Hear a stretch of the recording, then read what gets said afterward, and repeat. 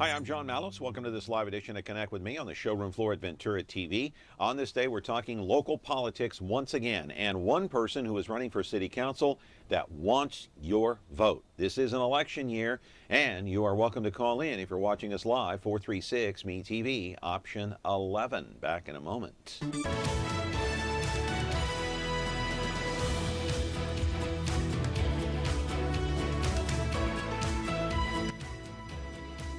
And welcome back to the program here on Connect with Me on MeTV Fresno. Today we have a new sponsor. It's McHenry Protective Services. He was a guest on this program not too long ago, so we thank him for his sponsorship. And we also thank Holly Carter for being here. Good morning and Happy New Year. Happy New Year. Thanks for having me. I'm glad you're here. I'm glad to be here. Amidst the rain, we made it, and here we are. Yeah.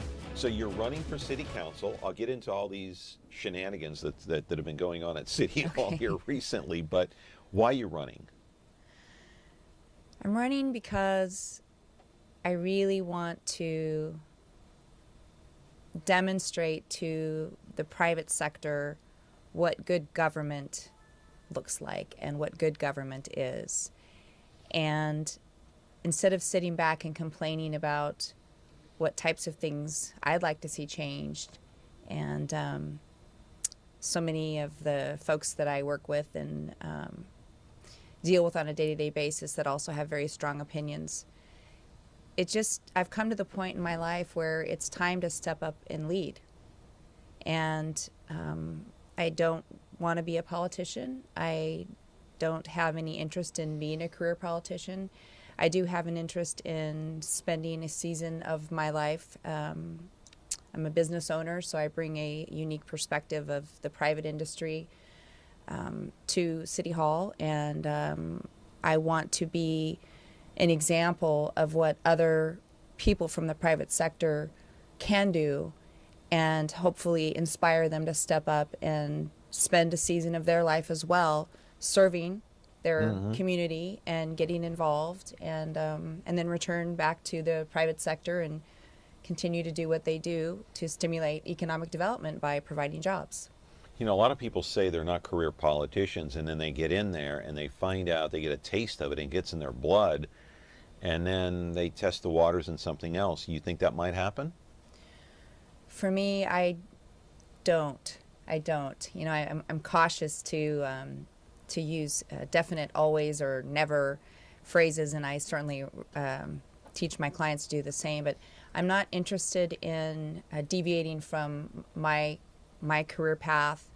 I have a public affairs firm that I enjoy very much, and I love helping small businesses. That's really my passion. I'm a single mom and very involved with my two daughters still at home. And I have no interest in politics, but I do have interest in my community. And so for me, I plan to continue to run my business, and I have a good staff, and adding more people and hiring more people that will help support me once I'm elected with my business. But my goal is to return back to doing what it is I love, which is providing economic stimulus to Fresno by helping small businesses start and grow in the city of Fresno. But to be involved in your community, if you want to be involved in a political way, you are running for office, so you're going to have to learn how to be a politician. Once you get in there, you got to know how to maneuver and how to play the game a little bit. You know what I mean? I do.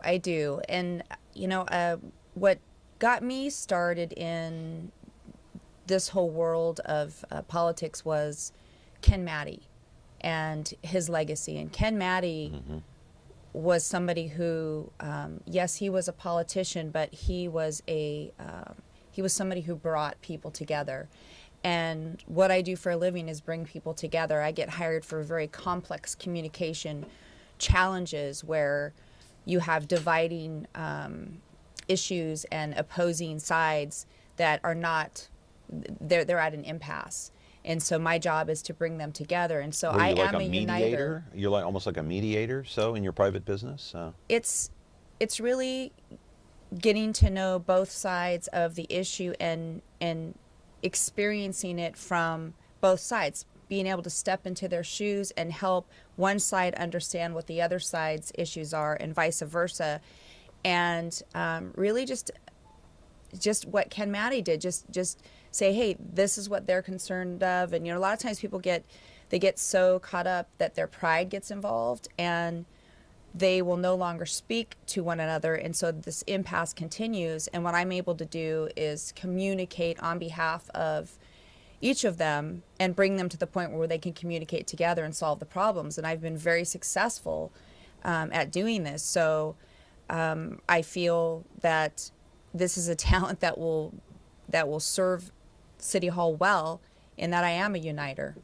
And so how is that going to help you bridge the gap once you get on that city council? Because you have a lot of contentious people on that council. They may not openly express that, but they're on opposing sides, many of them.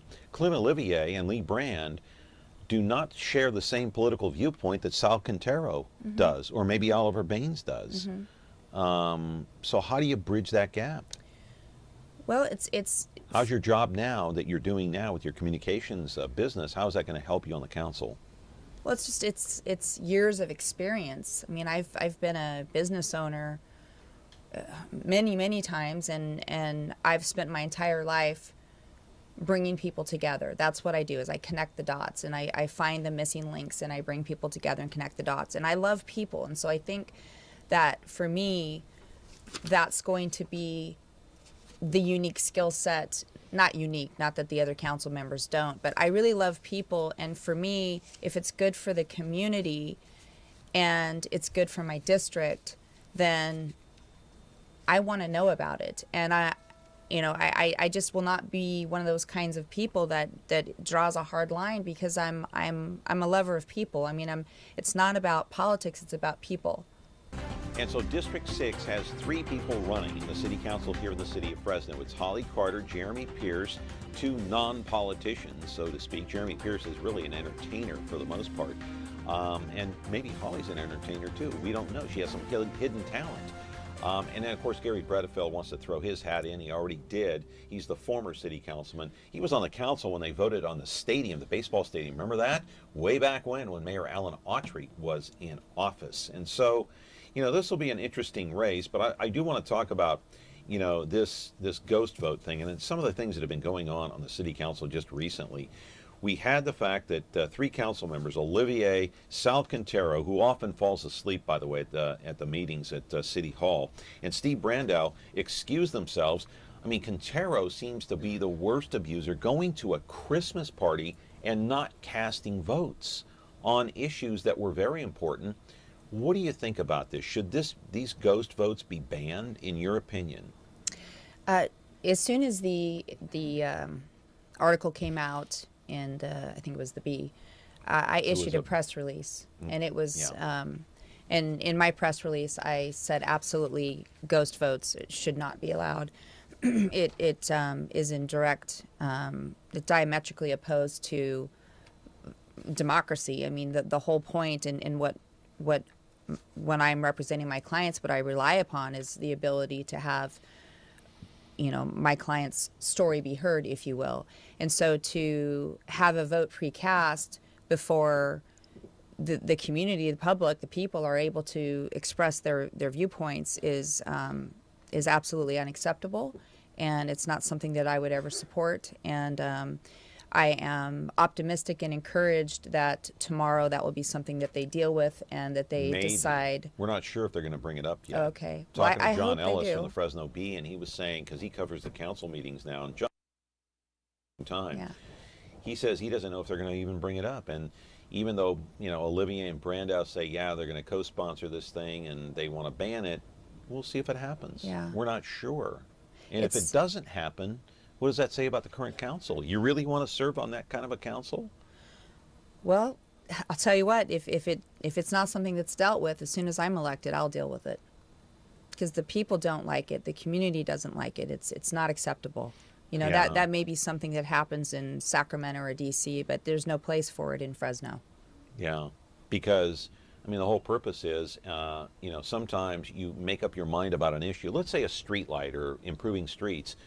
sometimes you're so set in your ways, but then after you hear public testimony, you might change your mind. That's the whole point. I've made a living off of helping my clients go to these meetings and state their case, state the facts, and the council members or supervisors have changed their votes.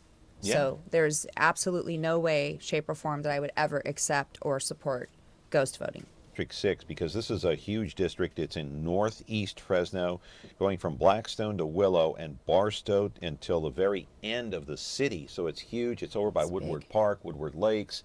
Yes. Covers a huge, massive area. Difficult to walk the precinct there, Yes. as you mentioned earlier. What are the major problems in Woodward Park and some of those neighborhoods in there that you've seen? Is it crime? Crime is number one. Crime is number one. What types of crime are we seeing in those areas? Auto burglaries, home invasions, as we talked earlier, and I know we'll talk more about it later, but incidents of rape Yeah. has dramatically increased. Is that because of the park? Or are these rapes taking place in the homes? Or where were they taking place? Do So, we know? you want to talk about that a little bit later? Okay. Okay. Sure. So the Northeast Fresno, I've lived in Northeast Fresno for 11 years or so, over 11 years. And this is the first I've ever experienced being afraid in my own home. And I had a home invasion at 4 o'clock in the morning one night. I was home with my two daughters, and several men broke into my house. And luckily, I have an alarm, and so the police were great. They responded right away. But there's still that time when they're in my house. I'm upstairs, they're downstairs, and luckily, I was able to scare them off by the things that I said and what I did. And I just, for the grace of God, go I. They left, and it was raining, so we could see their footprints, and they were men. But that was very scary. Then my daughter's school ended up on lockdown because there were, again, a couple other home invasions. So the helicopters are regularly flying over Northeast Fresno. So we're scared. And this is new to me, and I think it's new to many of the constituents in District 6. So it is the number one issue on everybody's mind. And even walking, it poses a certain amount of what Danger. It changes. It's just a little different nuance here when you're walking. No, not the homeowners, but just the dis-ease of the homeowners for people coming up to their door. Because we have, and I had myself, I've had people posing as grandmothers come up to, quote unquote, sell me something, and turns out to be that it was the whole thing was a scam. So between that and the vagrancy issues is, we've never dealt with that. So now we've got the whole issue of homelessness and vagrancies, and what do you do about that? And so, and then another one that people kind of think is maybe how does that relate to your constituents, but drought. Woodward Park, I don't know why, but there was not a plan put in place to save the trees. And so we're going to probably be looking at losing a lot of those trees. And we have water trucks, and we have a recycling water recycling center in North Fresno that actually Copper River Country Club is able to, they use, and it's free. So that's one of the things I'm trying to figure out. Why weren't we doing that already? And now it may be too late. And, Woodward Park is really one of the jewels of our city. So do you find that residents there, like yourself, are more on edge about crime? Very. I'm more apprehensive about going out at night, taking a walk, or whatever? I think it's, I do know that in my neighborhood alone, the car, they're not stealing the cars so much as they are breaking into the cars and stealing. It happens 7:30, 8 o'clock at night, so they're not afraid. They're not afraid. So what I've done is gone out and spent a lot of time with the constituents in my district, getting everybody to go online and join Nextdoor, which is an online social network, which is completely neighborhood focused and creating an online digital neighborhood watch. So we can take pictures of suspicious people. We can keep everybody posted all the time of what's going on in our neighborhood. And so I'm actively out in the district getting people online with Nextdoor app so that we can communicate with one another. Because the neighborhood watch programs in person they're much more difficult now because people are so busy, and you've got a lot of single parent households, and so this is one of the issues that I have in my my platform on fighting crime in Northeast Fresno. Right. Okay, we got to take a break. McHenry Protective Services is our sponsor today at 478-7747 right here in the city of Fresno. And by the way, on January the 16th, Holly has a get-together. This is open to the public, right? Yes, it is. Great. Okay, January 16th. We'll talk about that when we come back. We'll talk more about crime, too, in the Central Valley and certainly specifically in District Number 6. Surprisingly, Northeast Fresno, right over in Woodward Park. Back in just a moment.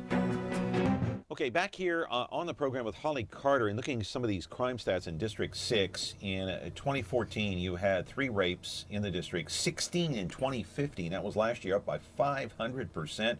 Robbery is up 38%. Burglary up by 9%. Larceny up by 34%. Look at that. Vehicle burglary up by 74%. Arson up 33%. So the rape thing, I mean, I was told by the Fresno Police Department that it's not, the way you describe rape now is not in the traditional way. But what, like you just said a moment ago, who cares? What difference does it make if you're assaulted either with a weapon or sexually speaking? It's still an assault. It's still a violent crime. In other words, you're saying if the it's not a weapon, if the object they use to rape a woman is something other than part of their own body, Correct. It's still a rape. Correct. Yeah. Right. To me, it doesn't. But what difference does it make? It doesn't make a difference to me. I mean, Right. if I've got 3 daughters and 3 granddaughters, and I have a daughter too. Yeah. Heaven forbid, my God, you'd lose it, wouldn't you? Well, and the other thing to note is that those stats were as of the end of September last year. So it's higher than that, unless there was not any other rapes that occurred from October 1st through December 31st. All right, let's talk about Rohypnol, and that is the most common drug used to give to somebody if you, in fact, tend to sexually assault them. You plan to do what about this? My plan is to reinstate the possession of date rape drugs as a felony. There's absolutely no reason that should have been reduced to a misdemeanor. And I mean, that was because of Prop 47. But I believe that it was one of those things that, in retrospect, most lawmakers will agree was a mistake. You will not possess that drug unless you have. How do you do that as a city council person? This is a statewide law. You connect the dots. You're a uniter. You bring people together, and I have a very good relationship with our state assembly members and our congressmen, and we work together. So no, I can't do it alone. But again, we need to come together, and that's something that's going to be. I'm not gonna be quiet about that. It needs to be done. And I sat with Sheriff Mims and talked with her about it, and she said that absolutely that's something. So. Obviously I can't draft the legislation, but I certainly am already talking with folks that in Sacramento. Yeah, that are definitely in favor of doing that. Up there. Who else? You don't have Henry T. anymore, but we've got Senator Vidak. Vidak. Vidak is you got Senator. Vidak. Yep. You got Senator Vidak who's there. So you got some others, but here's the other thing I was going to ask you. With all this crime that's happening in Northeast Fresno, what do you intend to tell Chief Jerry Dyer and what to do about it?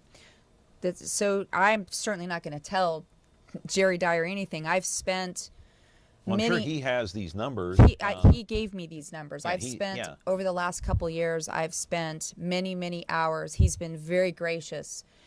Before I had decided whether or not I was going to run, he's been very gracious. What does he say about this? What can he do about it? Well, we've talked about the problem of in 2009, the police force was cut dramatically, and we're seeing the results of it. And then also Prop 47 with the all of the drug abusers let out of jail and on the streets. But the bottom line is we've got to get back to the level that we need to be at. And I think a year ago we were like 600 officers. And now we're over 700, I think. We're 710, and we need to be at 760. We actually have funds for 760, but we can't get them. We can't recruit them because we haven't, it's not only that we haven't been hiring, but we haven't been giving Chief Dyer the resources necessary to attract the police officers. And almost like football, I mean, I would assume, and I'm not a we only have 1 minute left? You got to be kidding. I thought we had more time. It's like 5 of, isn't it? No? Okay. It's like kind of like football where you have to flood the zone, put as many officers in that area as you possibly can to deter crime. Well, the goal is to return to community policing, where you have neighborhood presence. And Chief Dyer's done an absolutely outstanding job with fighting gangs, and he's got special units. But So you have a bringing good things rapport back with to him. very good, and returning to community policing, get people online for the digital neighborhood watch through Nextdoor, increase the number of officers, increase the benefits so we can attract new officers. And we've got to take this on as a community. 2 more things real quick. We got 30 seconds. I know you fought against cancer. It was a big battle. You won. How are you feeling now? I feel great.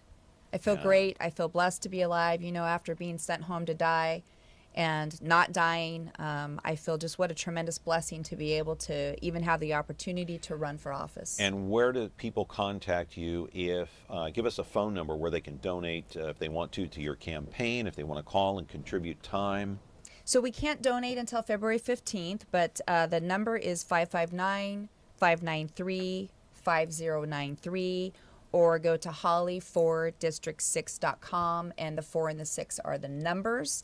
And come to the meet and greet. On Twitter, I'm #Holly4D6. Yeah, the meet and greet is January 16th. It takes place at 346 West Audubon Drive. It starts at 4:30 until 7:30 in the evening. And so that's a meet and greet with Holly Carter, a VIP meet and greet. Yep. Holly, good luck to you. And you're going to come back on this program. You're welcome here as many times as you want to be. Thank you so much. Until the election. Appreciate it. All right, Holly Carter running for City Council District 6. And her other opponents are, of course, Jeremy Pierce and Gary Bredefeld. Back tomorrow with another edition of Connect with Me on MeTV Fresno. Stay safe, stay dry.